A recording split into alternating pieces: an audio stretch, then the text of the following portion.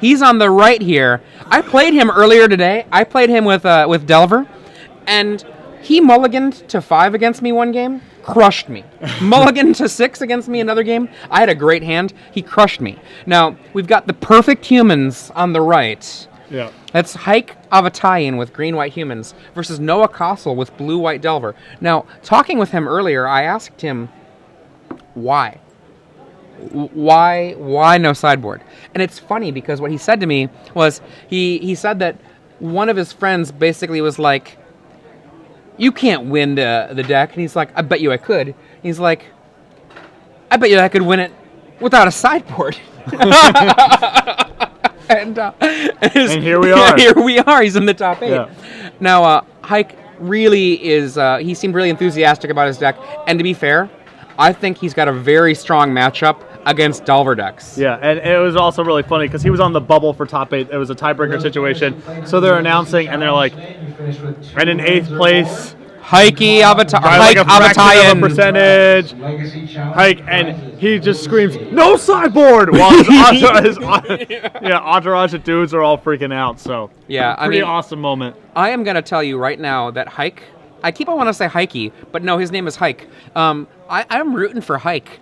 I keep on being reminded in my head of Bob Maher Jr. I told you this story earlier, losing one of the only major tournaments he has failed to really win, the Wisconsin State Championships, losing to Ponza. Bob Maher playing Tolarian Academy, one of the most broken decks of all time, loses to Stone Rain, and the top card on his opponent's sideboard was flipped up by Jake Welch. It was a grizzly bear, and Bob's like, what is that grizzly bear there? He's like, that's my 15th sideboard card. Only need 14 to beat you.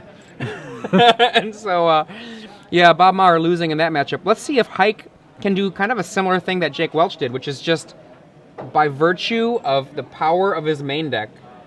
The perfect 60. Yeah.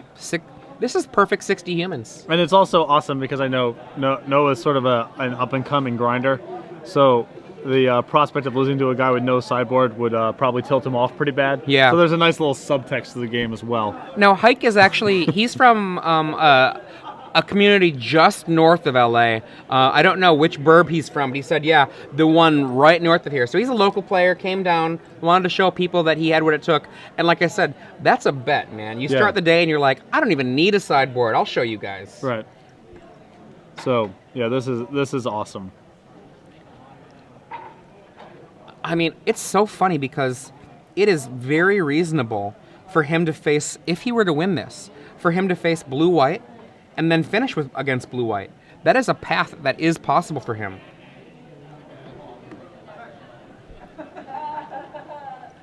Some people who have been following on Twitter or on my Facebook page, we talked about the no sideboard, and I think that the two people that really made the comments that I really liked, Patrick, you made a comment on that page about this deck being the Mona Lisa.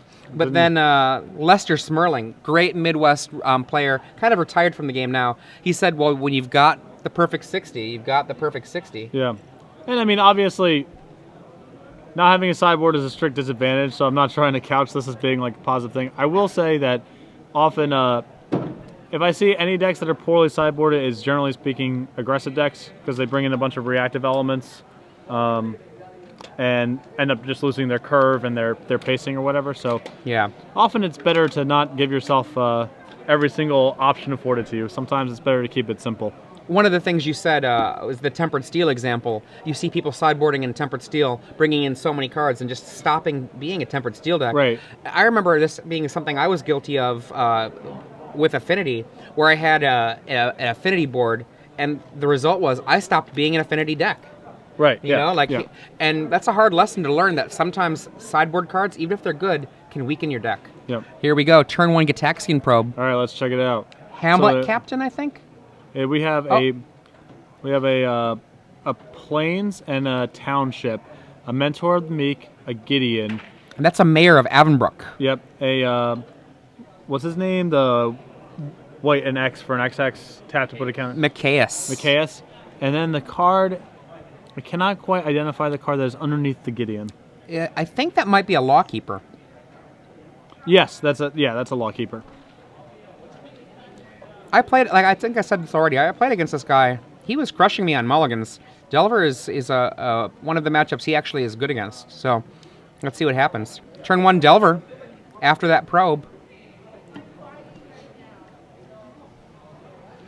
Cannot make out what he has drawn. Does he have Dismember in his deck? He does have a Dismember in his deck. That's what it looks like He has Dismember and Gut Shot, as well as Garruk Relentless for removal. So yeah, he's a lot of the cards you would want to have against a blue-white deck.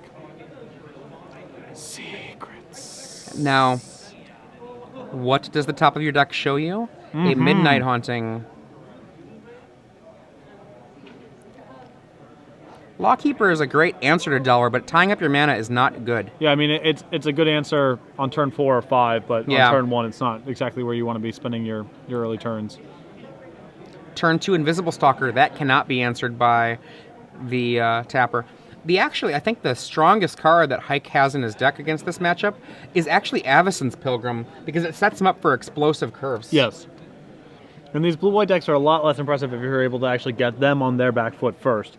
Because they have so much other resources devoted to these like kind of weird tempo plays and stuff. It looks like maybe a champ. Is that a champ? That is a champ.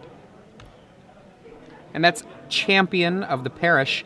And then a follow-up here with the Gavany Township. Pretty much signaling that he hasn't drawn a third land in the intervening turns. And 1 mana. For the Dismember on the Delver. Insectal Aberration goes to the yard. So this play will look very good if Noah has no equipment, and that 4 life will shorten the clock significantly if Noah is able to actually slap something on the Invisible Stalker. I can't tell, but I think he might have a Sword of War piece in his hand. He might not have a third land. Oh. All right, so we have no land. So we have a game. No land for Hike. Either player, yeah. That means he can cast Machias, but I don't think he has any other spells he can cast. Yeah. And Noah has a Gut Shot in his hand, so using your turn on Machias here is pretty bad. I mean, I might just do it just because you're without other plays. Yeah, you have no choice. Yeah, you just have to. There's the Machias. This will pump up his champion.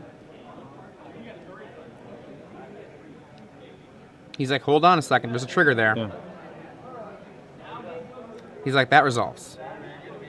There, trigger. It's time to lose a little life, perhaps. I don't mind killing that champ here. There we go.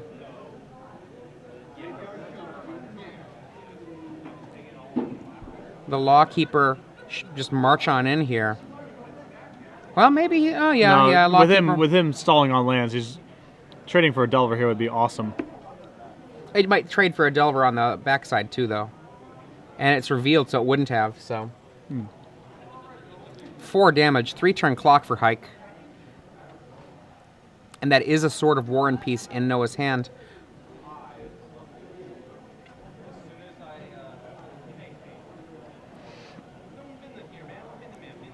So Ponder is pretty close to the ideal reveal there, because it's both something to get the Delver flipped over and something to find his third land drop. Right. I mean, the best possible would have been probe into land, but that would have been like, you know, a Christmas Christmas gift. Some Here you fantasy go. land.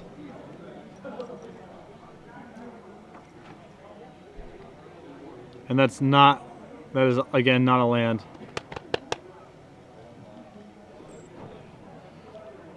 I'm going to say this game is not the way that Hike's deck normally plays out. Yeah.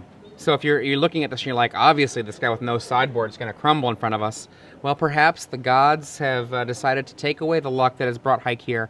But I do not think of this as a typical draw. So on our left, if you're just joining us, we have Noah Kossel, the #1 seed at the end of the Swiss. And he is looking like he's going to take game 1 against Hike Avetyan, playing green-white humans, the perfect 60 deck, no sideboard. A Star City game's first, as far as we are aware. Machias becomes a 2/2 at the end of the turn. Is that finally a land? I believe that's finally a forest, just to give him... Too late. Just enough incentive to drag this out for another turn or two. Now, for those of you who have not watched very many Star City Games events, one of the things to be aware of is that, unlike the Swiss rounds, in the top 8, players have full access to sideboards and to the deck lists, so they can see the main deck and sideboard of their opponent. Yep. For Noah, that actually takes a little bit less time since there is no sideboard for him to look at. Yeah. He'll just get to sit and shuffle. Now, look at this. He's straight to the shuffle. That's all he needs to do. Right. Hikes down game 1. It's actually kind of funny. Hike also is reminding me of a deck that we called for for Grand Prix Columbus. This is Steve Sadin Columbus. Top 64 slivers, which was in the night before the event. In the hotel room, there's a bunch of Milwaukee Magic players, Milwaukee area Magic players. They're preparing for the event. Owen Turtenwald's asking, what do I do? What do I do? What do I put in this? And we're like, play goblins, play goblins. Don't lose the force. Play goblins. Right.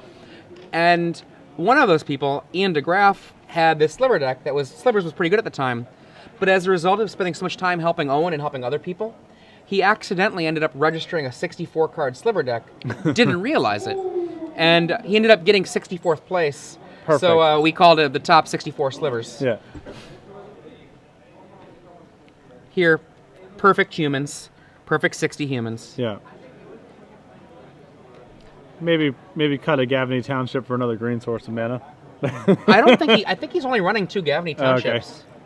Yeah, I remember I felt, when the green-white token deck was kind of the flavor of the month when Innistrad first came out. And I remember being really surprised by how greedy that mana base was. Like, they were leaning really heavily on their birds and elves to survive, to actually be able to cast their spells. That was sort of the first point I really feel like Gutshot became a player in the metagame, because that deck's mana base was so fragile. And between its application there and how good it is against, blue-white decks and in and against tempo decks in general, it's sort of become this evergreen part of the format.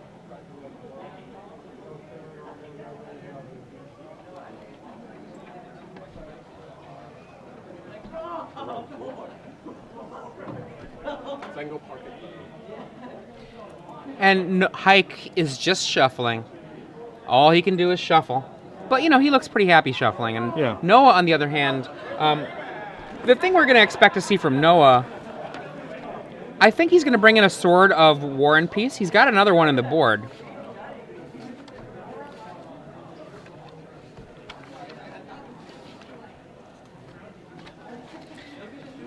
He can bring in a gut shot to go up to 3 gut shot if he feels like it.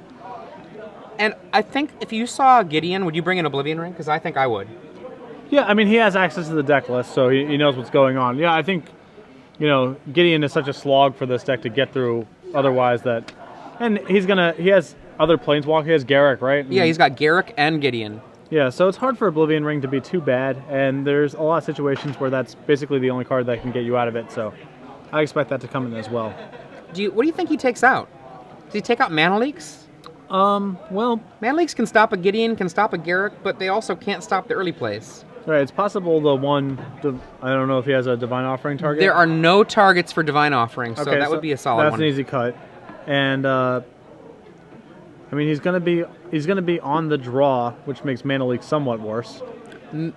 I could see Mana Leak being a play-draw situation card. Yeah.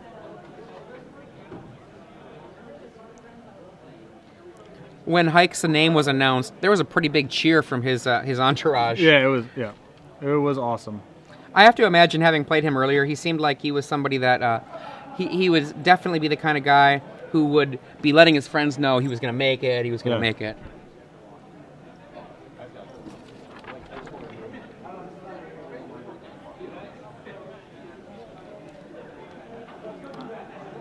Hike looks unenthused about his opening 7. Yeah, I would say, oh, look at that. He does not look happy. He's thumbs up. Maybe he's just resigning himself to his hand. This is another one-land Pilgrim hand. We've seen that reaction before earlier today. Yeah. And what do we have in play? Turn 1 Champion versus Turn 1 Delver. Oh, this start seems pretty good. There we have the Pilgrim. And I said before, Pilgrim is really, really powerful in this match. And it's partly that you just put out too much stuff for them to be able to answer. And there's a Timely, a very good card against Hike's deck.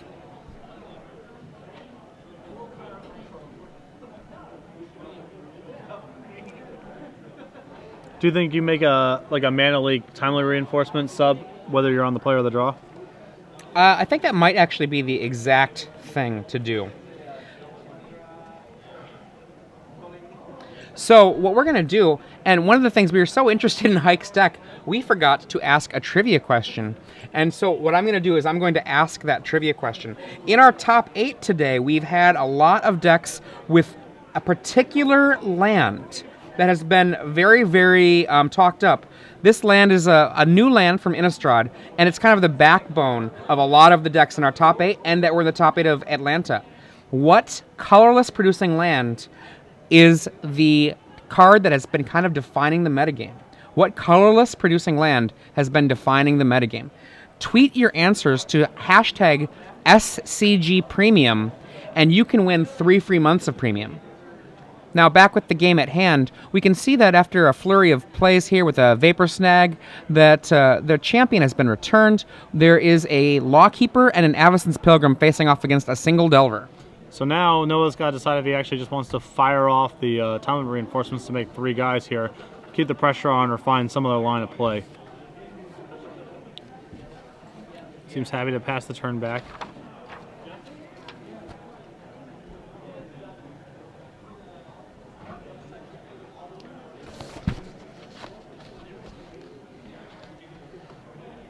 There's a little bit of mush on the end of his Avetyan's Pilgrim, getting that off of there. So yeah, now the question mark here is like developing his board versus leaving mana up for the Lawkeeper. He's under some amount of pressure, and his hand's powerful, so he needs some amount of time. The other side of that is because of Snapcaster, Snapcaster and the Vapor Snag, using your mana to leaving your mana up for your tapper might just end up in a wasted turn, which is actually what we just saw. What Hike needs to do to turn this around, I think, is land a Garruk Relentless and then munch a Snapcaster, and then follow it up perhaps with another Planeswalker. Yep. 11 is not much life. I actually think he would be happy to trade his Garruk for a Delver at this point. You're probably correct, actually. Actually, I think you're definitely correct. So we're going to trade up here.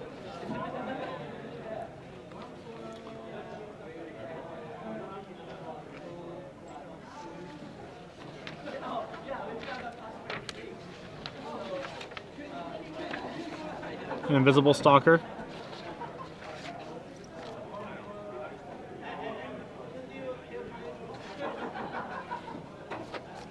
So he drew a land, which is a pretty big deal. I see a Gideon in his hand, amongst other things. Yep. 2 mana up for Noah. Land. I think you just have to assume that Noah has nothing and play like that's what's going on. Yep. If you try to play around cards that Noah has, if he has it, I think you're dead. Yeah, I think if he has any way to get to stop the aberration, he sort of just has to cast it right now. Oblivion Ring, which is a boom. Yep. That is a big deal. Pilgrim casts the Lawkeeper once again. So that's a really good turn. Now he just needs to find a 5th land to land Gideon, and then he can start clawing his way back into this game. Interestingly, I see Timely in Noah's hand.